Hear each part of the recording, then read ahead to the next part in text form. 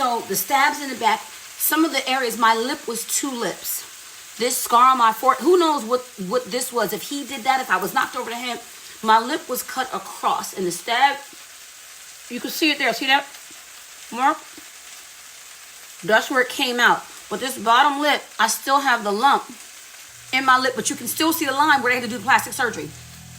Matter of fact, I remember when I was on the table and they were like, I think one of the reasons they had told my mom they also were waiting, they were like, we had to call the plastic surgeon. They needed a plastic surgeon to come. I guess if I would go through my medical records, I could see all of that detail. I don't know if I ever pulled my full medical records. I have the initial report. So a lot of that was blurry, but I remember pieces. And what I remember the most is them discovering new stab wounds every day. I was in the hospital 6 days before. Hold on, let me see. 5 days, 6 days. Here it is. Oh, that's what. 5 days. 5 days. 5 days. I had a timeline, y'all. Look. Going back remembering. Oh, this okra is smelling so good. So this is the twist. 1, while I don't remember everyone, I remember 2 things. I remember the boyfriend I was with, Eshawn. Remember Eshawn, nicknamed Billy? I remember him coming to see me. I remember wanting to call him. And I remember his shock. And I remember him no longer returning my calls. No longer return my calls. I'm going to fast forward because we end up getting back together. I learned from Dr. Dawn on our live tonight, Dr. Dawn on the Real, who is a licensed psychologist and certified trauma therapist, that was my way, how I went on and continued to date, which I'll talk about in upcoming parts. That was my way of denial and avoidance. Even me getting mad at the therapist that I was seeing with PTSD. So I'm going to take that PTSD off my record. I'm fine. I'm good because I was raised to be strong. My daddy raised a strong girl. So you wasn't going to have that PTSD on my record. That's how I felt. But let me tell you. So not only did Billy or Eshawn, a.k.a. Eshawn, a.k.a. Billy, anyway, stop returning my calls. Never came back to the hospital.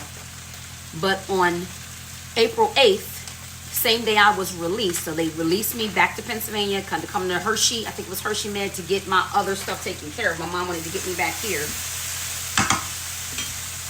Guess who called me in the hospital? From jail. Oh, I got to tell y'all how they called him. Okay. He called me, and I thought it was my dad. Because he said, hey, baby girl, or something like that. My mom is the one who remembers this. I think I blocked that out. So I'm retelling my mom said, and by on my notes say, called me day I was released. My mom told me, you thought it was your dad because he said, hey, baby, or hey, baby girl, or something like that. And I said, hey, dad. And it was him. I don't remember what I said, what he said, when I realized it was him. But that's how crazy he was. Called me from jail. How did he call me from jail? How did he get on the phone from jail? I thought they got to go, you are accepting a personal call. How did he get on? Who knows? Maybe his crazy ass mama and crazy ass sister, who looked like Grimace, maybe they took his call and then called me on the 3-way. Because y'all tell me in these comments, back then in 97, you couldn't just call from jail, right? Didn't the person have to accept the calls? He was in county jail though, right? Like, wait a minute, my food's beeping. Wait, I need a glove. Wait a minute. Don't you have to, I think this okra is done. Didn't you have to actually have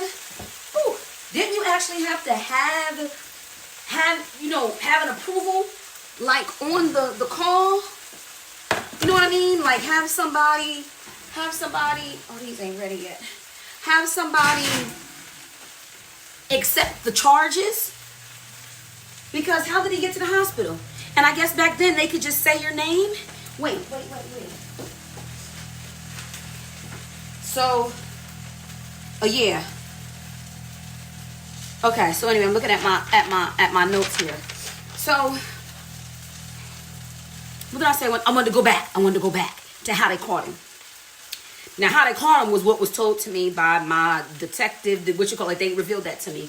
They found him not too long after it happened, when the gentleman that found me middle of the intersection, end of his block, and remember, I parked my car at the end of the block. I'm at the end of the block. His house was, I would say, at the opposite end. He wasn't really in the middle. He was towards the end, like 3/4 way down. So that's why when later on they were like, how did you get out of the grave?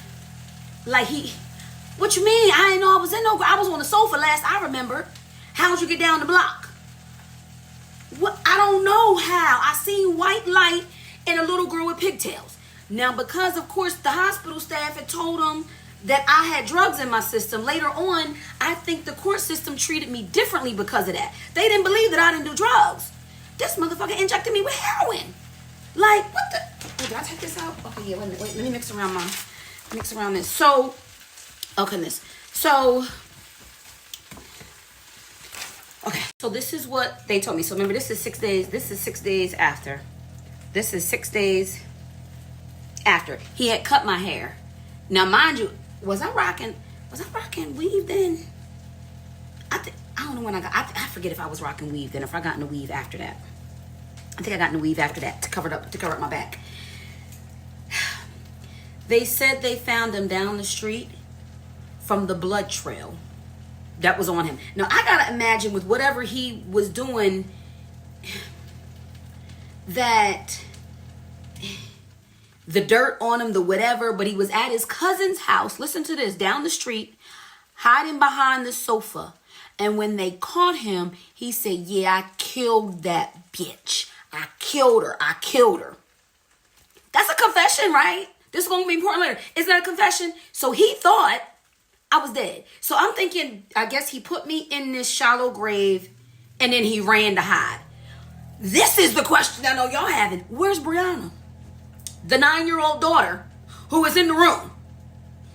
Where's Brianna? I'm assuming his mama and his sister were at work. He lived in the basement. His mom and his daughter lived on the main floor. His sister lived on the second floor.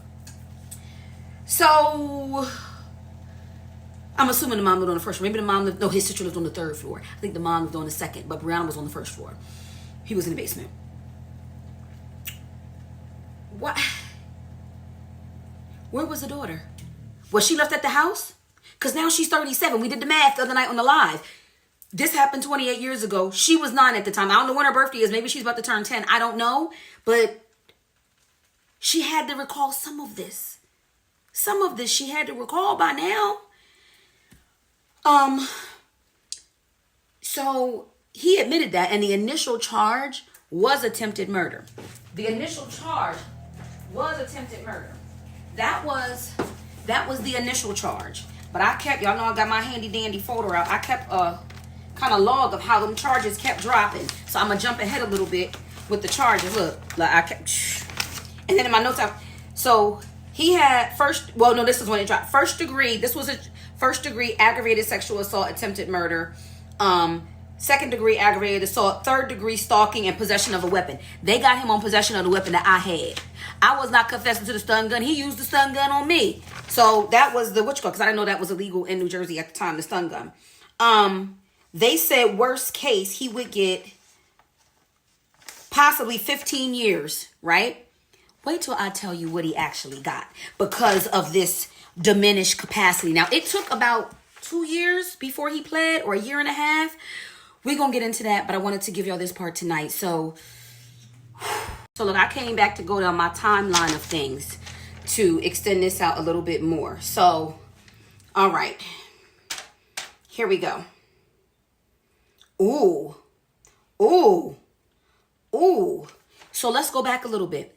2/26, first incident occurred, right? That's when I got when he did all that to me. That incident. That's when I got the restraint. I got the restraining order right away. Got the restraining order right when he first attacked me with the breakup, right? 3/17, there was another incident in Patterson. Get report. Came to my house several times. Beeper messages. 3/24. We're going to pull back up them incident reports because I want to see what happened then. Because we had the car chase. We had him in the grocery store. He was several times there. I'm tiptoeing around town, rearranging how I'm doing schedule because I never know when he's going to pop up. I can't imagine my 20-year-old daughter going through this and not telling me. I did not tell my mom most of this at all. I can't imagine my 22-year-old at 20 going through this and me not knowing because... So, what does this mean? Relisted. On 326, relisted because he's in Essex County. That was when they took him to jail for violating a restraining order. Then 4-1 told me I did not have to stay. They would send it to another court. So I must have went to court for some reason. Then 4-2, he called my mom. 4-3 is when this happened. It was a short distance, 326 to when he went to jail. I gotta see when they released him. I don't think if his sister or mama bailed him out the same time to when this happened. Yes, I went to the house. Did I give him the bait? But did I think that was going to happen? No, I didn't. So here, young girls here, was the $150 that I went to get in whatever school books he said I had there, and I was know the signs. Listen to the signs. Listen to your gut. Nicole Bryant, Nicole with an E, last name Bryant, said to me, he thought he buried you when he really planted you. She said that oftentimes when we are young girls, we don't think we're people pleasing, and we ignore that inner voice. We ignore the inner voice that we have, and that's likely what I did. Look at this. 4-3, attempted murder in hospital. 4-8, called my hospital room. I was released. 4-9, talked to Beth Nardino. Who's this? Okay, talking about the charges.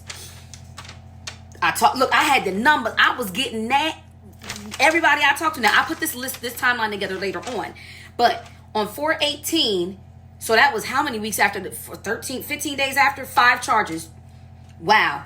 2 aggravated assaults, 1 attempted murder, 1 sexual assault, 1 weapons charge, plus a charge with the contempt of the restraining order. Oh, this motherfucker called me again.